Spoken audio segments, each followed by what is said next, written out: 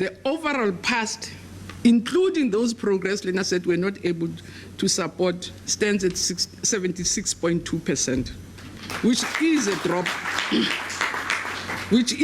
of 5.1%. uNgqongqoshe uMotshekga uthi ugculisekile ngemiphumela ka2020 yize isibalo sabafundi abaphumelele sehle ngo5.1 wamaphesenti.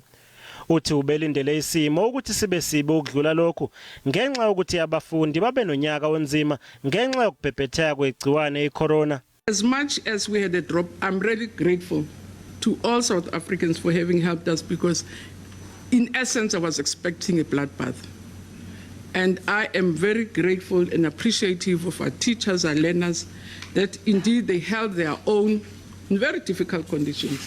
Isifundazwe iFree State siqhubekile nokuyihola phambili ngamaphesenti yangu 85.1, silandelwa eGauteng ngo83.3, kuze iWestern Cape ngamaphesenti yangu 79.9.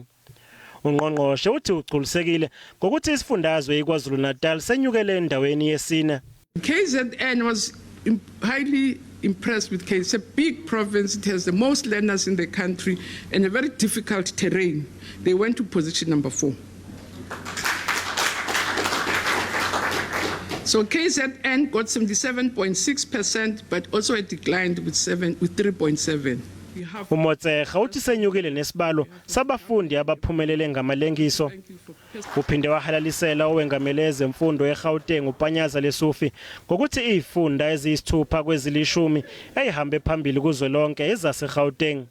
uNgqongqoshe uvale ngokubonga ukusebenzisana kothishela, abazali kanye neminye iminyango kahulumeni ukuze kudlulwe onyakeni obunzima kakhulu.